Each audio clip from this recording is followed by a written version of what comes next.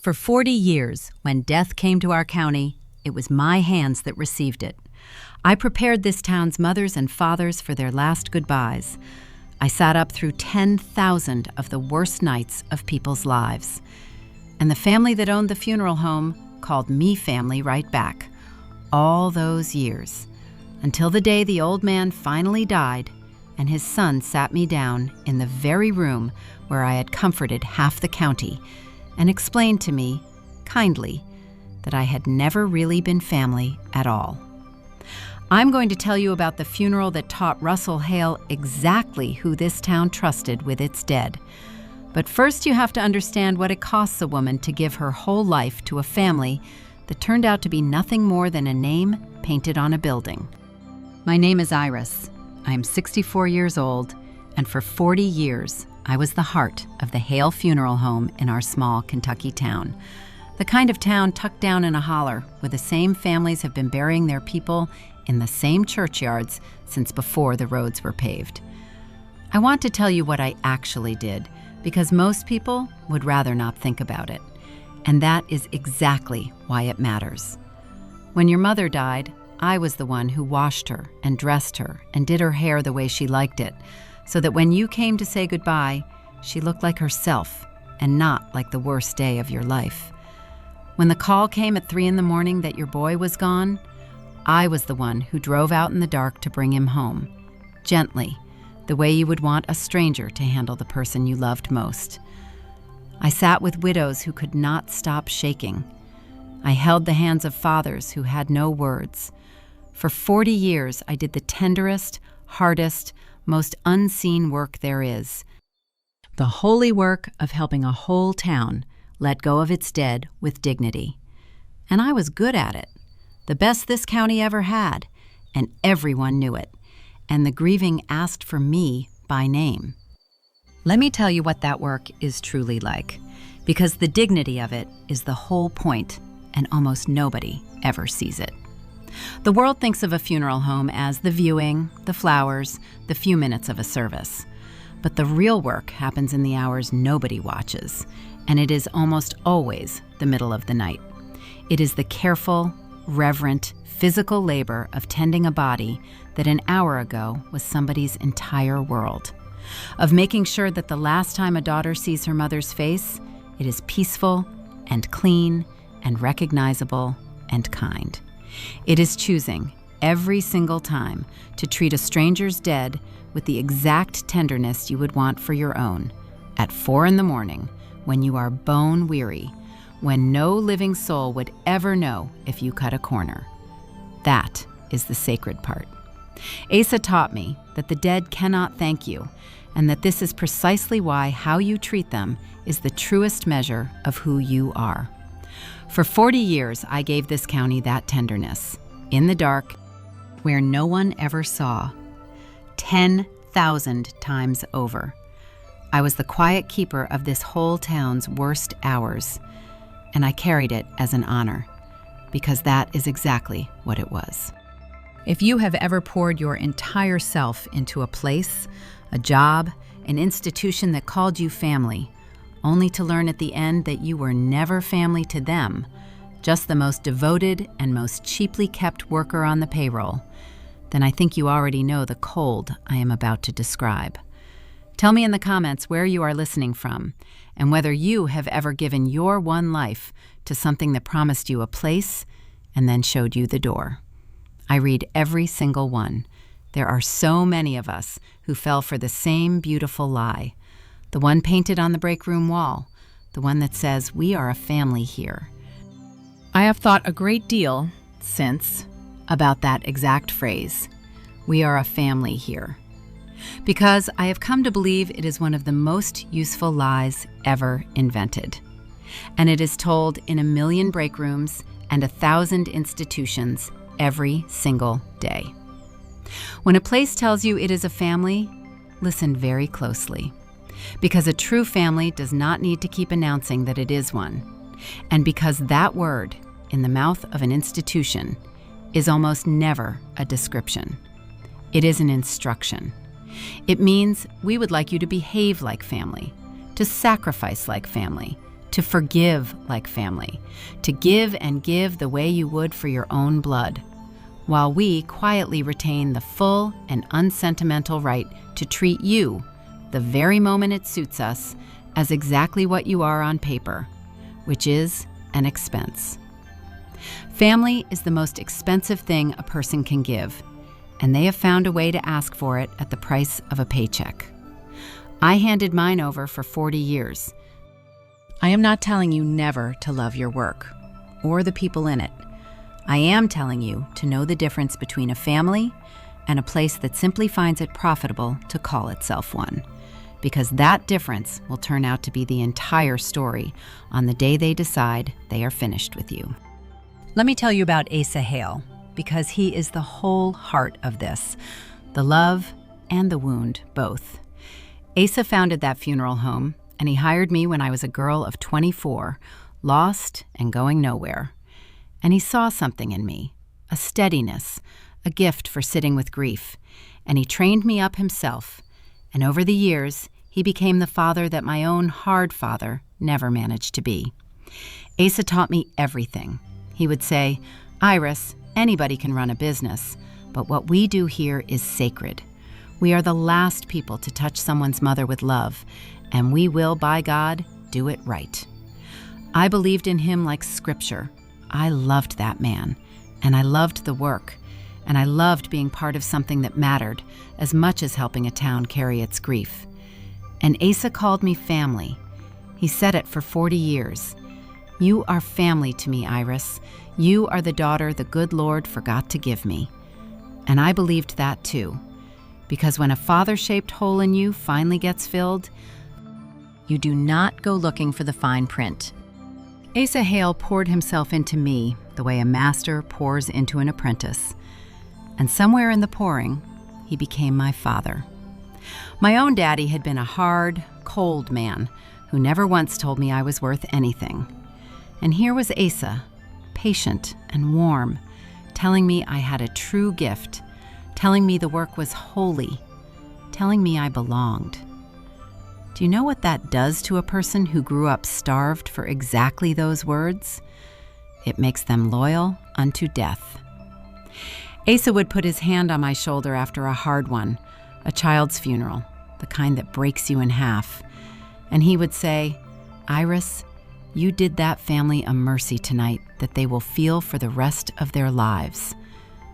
And I would have walked straight into fire for him. He gave me a purpose and a place and a name I could be proud of. And he called me the daughter the good Lord forgot to give him.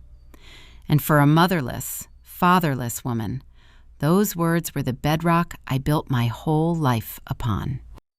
It never once occurred to me to ask whether a foundation made only of words can hold the weight of an entire life. You do not test the ground beneath you when, after all those years, you are finally standing on something that feels like solid love. And so I gave that place everything.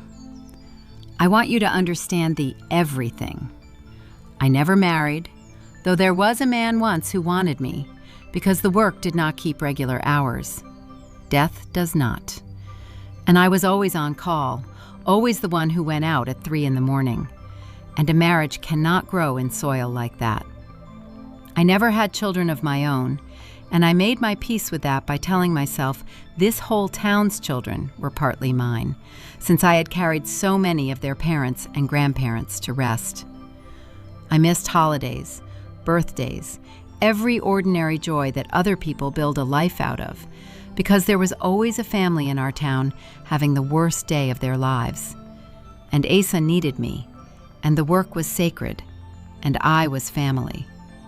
I poured my one and only life into the Hale Funeral Home like water into dry ground, and I did it gladly, because I thought I was pouring it into a family.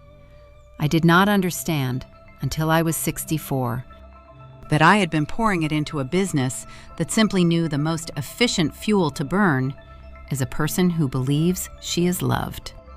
His name was Tom, the man I gave up. He was kind and steady, and he wanted to marry me when I was 30, and I made him wait and wait Because there was always another family in crisis, always another midnight call, always Asa needing me. And the work was sacred, and I told myself there would be time later. Tom waited 4 years, and then, gently, he stopped waiting and married a woman who could actually be home. And I told myself that was simply the price of a calling. I told myself a great many things. I told myself the children I never had were replaced by the whole town's children, whose parents I tended. I told myself that missing every Thanksgiving and every Christmas and every wedding, because the dead do not observe the holidays, was a noble and worthy sacrifice. I built a whole cathedral of justifications over the empty place where my own life should have been. And the funeral home was the altar, and Asa was the God. And I worshiped there for 40 years and called the emptiness devotion. A woman will give up absolutely everything for family. That is our glory, and it is the precise lever they use to move us. They only have to convince us that they are the family, and we will hand over the entire rest of our lives and thank them kindly for taking it. Asa got old, the way we all do, and as he failed, I ran the whole place, all of it, the work and the families and the books. And in those last years, more than once, Asa would take my hand in his and say, "Do not you worry, Iris. You will always have your place here. I have seen to it. This is your home as much as mine. You will always have your place here. I have seen to it." I held on to those words like a deed. And I had every reason to. In those last years, I was not just an employee. I was running the entire place. The careful work and the arrangements and the grieving families and the ledgers and the orders, all of it, while Asa sat in his office growing frail and proud of me.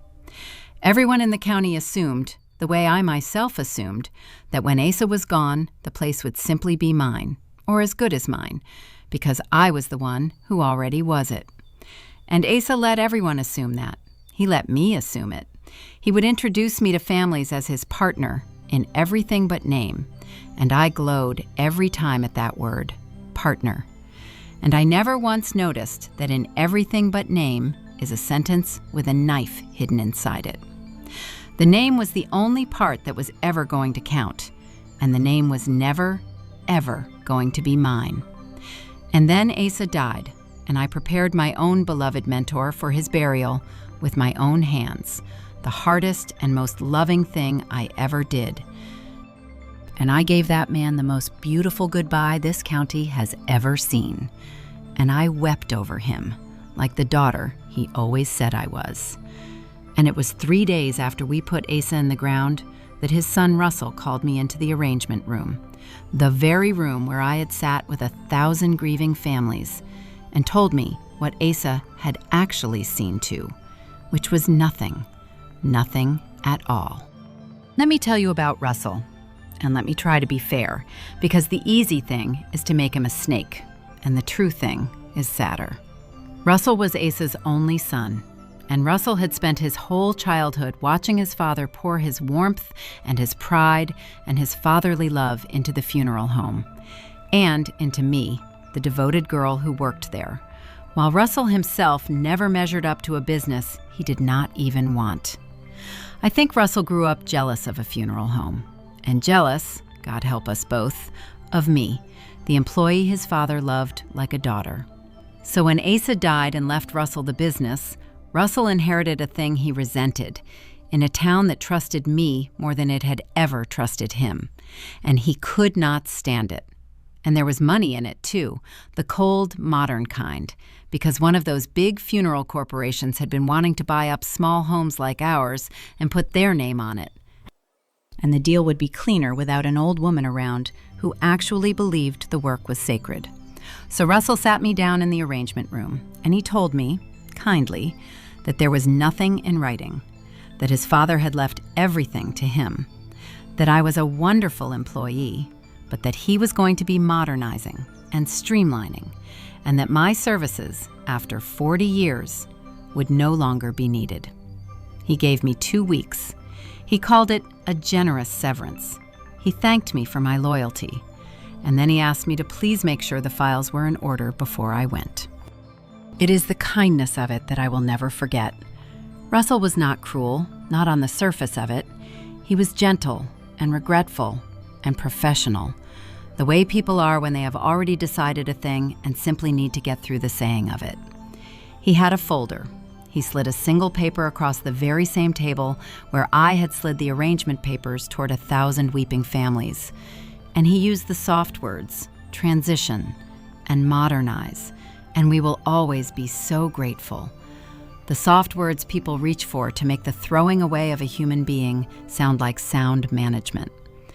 And I sat there, in the room I knew better than my own kitchen, the room where I had been the strong one for 40 years, the steady one, the one who held everyone else together. And I had no one at all to hold me, because the only family I had ever claimed was, at that exact moment, deciding I had never been family in the first place. I did not argue. I did not weep. Not there. 40 years of composure in that room held me up one final time. I said, "Of course, the files are always in order." And I rose and walked out, and my own legs did not feel like they belonged to me. I want to tell you which part of that broke me, because it was not Russell. Russell was a disappointment. But Russell was a stranger to my heart, and a stranger cannot truly break you. What broke me was Asa. Because sitting in that room, I finally understood the thing I had spent 40 years refusing to see. Asa had called me family for 40 years, and he had meant it as a kindness. And he had let me give up marriage and children and every ordinary joy on the strength of that word. And then when it actually counted, when one stroke of his pen could have protected the daughter he claimed the Lord forgot to give him, he had not made that stroke. He left me nothing. No partnership, no protection, not a line in his will. Because in the end, when it was real, blood was blood, and an employee was an employee. And the family he gave me had been real to me, and only ever a warm feeling to him. The man I had loved as a father had let me pour out my entire life on a promise he never once intended to keep in any way that cost him anything. That is the betrayal that put me on my knees, not the son who threw me out, the father who let me believe for 40 years that I had a home, and then died and left me standing in the cold of a truth I had paid for with my whole life. I went home that night, and I sat in the dark, and I did the cruelest arithmetic of my life. I added up everything the word family had cost me. A husband, children, a home of my own, 40 years of holidays, the whole ordinary life that other women got to build for themselves.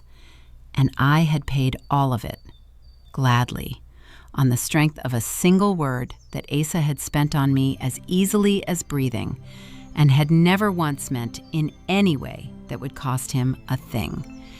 He could have protected me with one sentence in his will. One sentence.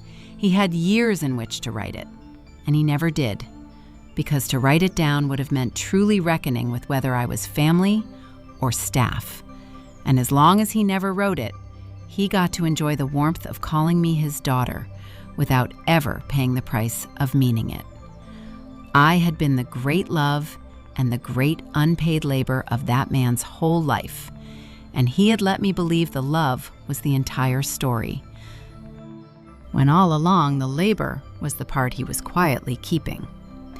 That is the thing that put me on the floor. Not that Asa did not love me, that he had loved me exactly enough to keep me, and not one single inch more.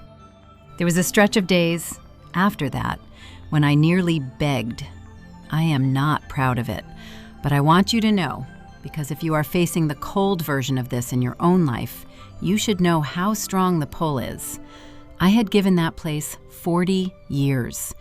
I had no marriage to fall back on, no children, no other career, because the funeral home had been my marriage and my children and my whole identity. And at 64, the thought of being nothing, of being just a discarded old woman with no place and no name, was so terrifying that I very nearly went back to Russell and offered to stay on at any wage, in any role, just to keep my place in the only family I had ever known. I wrote out the speech. I would be so useful, so cheap, so quiet.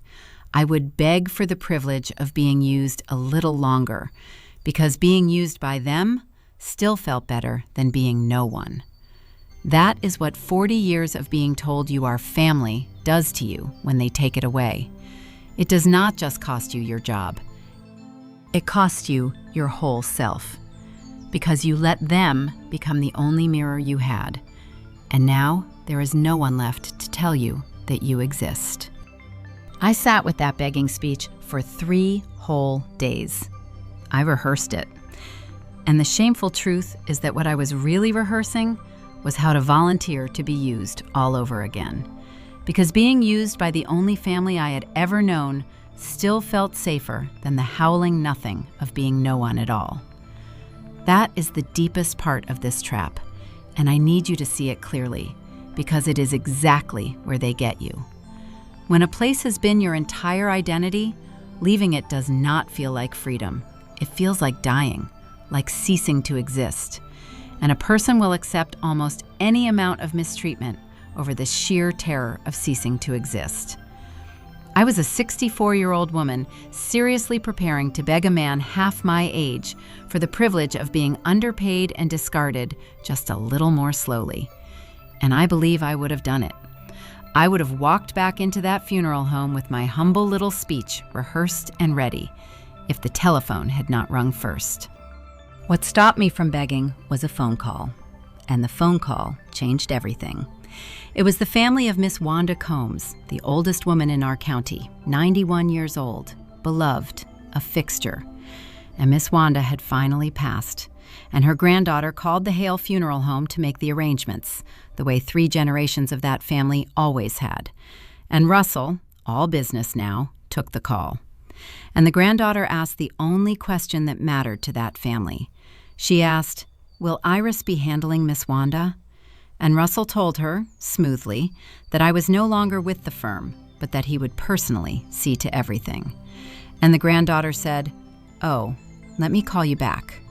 And she hung up, and she called around, and she found me at my little rented house, packing my life into boxes. And she said, "Miss Iris, my grandmother said for 30 years that the only person she would let lay her out was you. That you did her sister and her husband, and she trusted you and nobody else. So I am asking you, where do we bring her?" And I stood in my half-packed kitchen with the phone in my hand, and I started to cry. Because I had been about to go beg a man for permission to keep doing the work. And here was the work, finding me, in the dark, the way I had once found this whole town's dead. I want you to understand what that one phone call did, because it was never really about a single funeral. When that granddaughter said her grandmother trusted me and nobody else on this earth, something that Russell had broken in me 3 days before quietly began to knit itself back together. Because here was proof, the very first proof I had, that the thing I had given my whole life to was not the building, and not the name, and not Asa's hollow promise. It was the trust. It was 40 years of 3 a.m. drives, and tender hands, and sitting in the dark with the shattered, and it had not stayed behind in that building when I walked out of it. It had walked out the door inside of me, where it had been living all along. I had been about to beg Russell to let me keep being the funeral home's hands, and the world rang the telephone instead, just in time to remind me that I had never been the funeral home's hands. I was my own. I always had been. They had only been renting them, and they had let the lease run out, and they had not the faintest idea that in doing so, they had handed me back the one thing that was ever actually worth anything. I did not have a funeral home, so I did the only thing I could. I called the little independent place 2 towns over, where I knew the owner, a kind man near retirement himself, and I asked if I could bring a family there and handle their loved one myself, as a freelance, and he said yes. Iris, of course, the whole region knows your hands. And I drove to Miss Wanda's family, and I told them I would take care of her, personally, the way I always had, just in a different building. And the relief that came over that granddaughter's face told me everything I needed to know about what I was actually worth, and about what Russell had actually inherited. Because here is the thing Russell never understood, the thing his father did understand and still failed to honor: you cannot inherit trust. Russell inherited the building, and the name on the sign, and the equipment, and the corporate buyout. But the thing that made the Hale Funeral Home the heart of that county for 40 years was never the name on the sign. It was a pair of hands and the heart behind them. And those went out the door when I did. And the town followed the hands, not the name. Within a year, the families of our county had quietly, almost entirely, stopped calling the Hale Funeral Home and started calling me, wherever I was. Because when you are picking who will care for your mother's body and your shattered heart at the worst hour of your life, you do not choose a brand. You choose the person you trust. And they trusted me. They had always trusted me. Asa's name was just the building I happened to stand in while I earned it. There is a thing the powerful never seem to learn, generation after generation. And it cost Russell everything. They confuse the structure with the soul.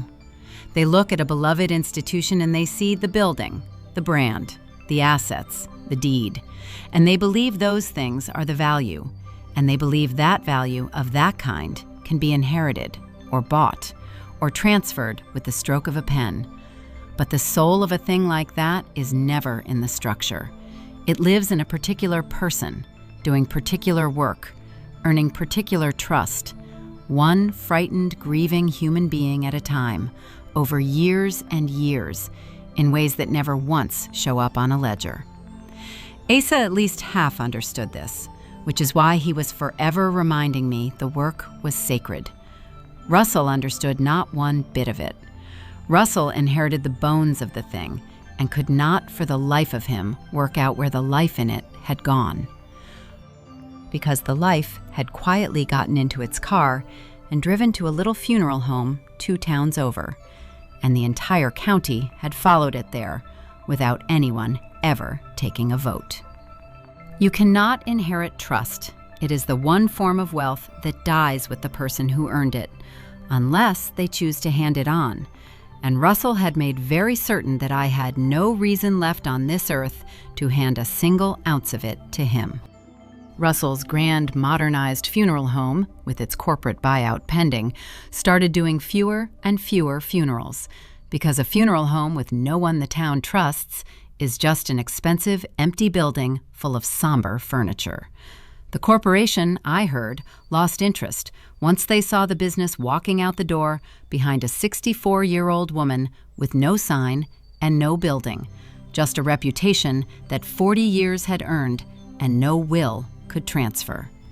Russell had inherited his father's name and lost his father's town in the same year, and he never did understand how, because he was looking at the deed when he should have been looking at the hands. He thought he had thrown away an employee. He had thrown away the only thing of value the place ever had. Now here is the part that surprised me most, and it is the part I most want to give you. I expected, once the dust settled, to feel triumphant, or at least vindicated. Instead, I felt something I had not felt in 40 years, which was free. And underneath the free, terrifyingly, was a question I had never once had room to ask. Who am I if I am not the funeral home? For 40 years, I had not been Iris. I had been the Hale Funeral Home, wearing a woman's body. My whole identity fused to a place and a role and a man's promise.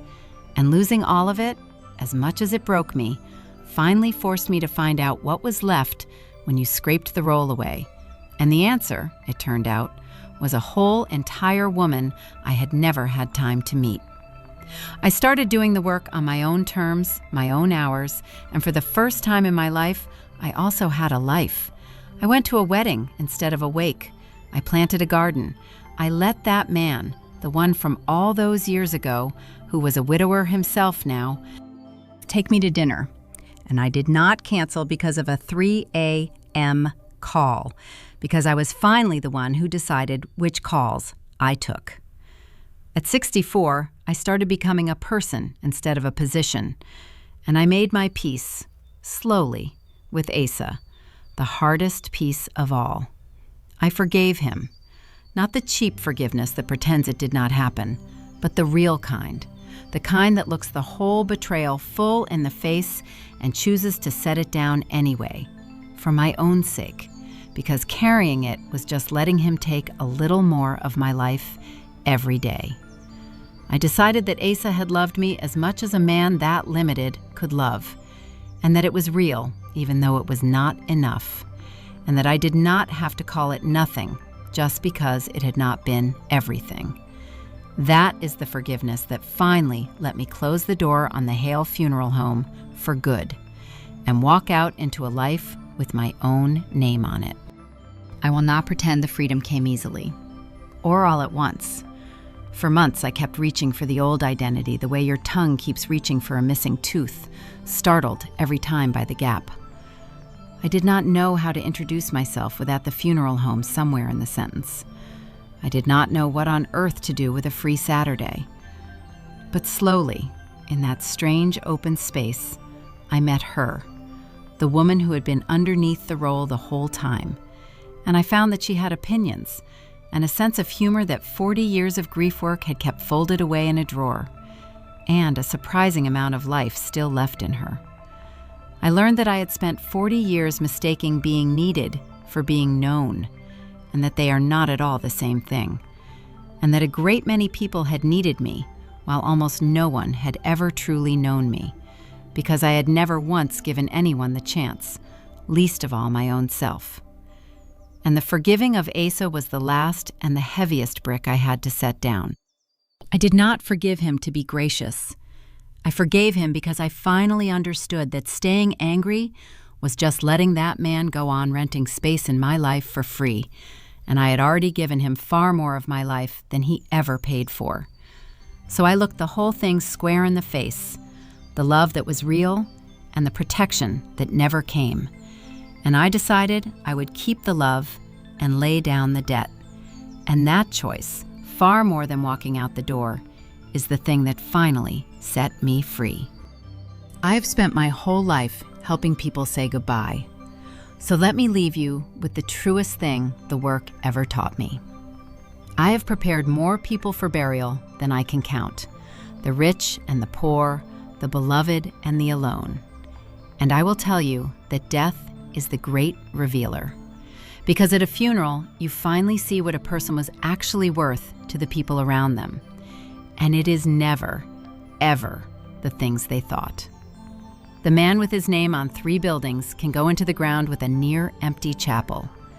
And the quiet woman who showed up, who did the work, who sat with people in the dark, can fill a church to the walls.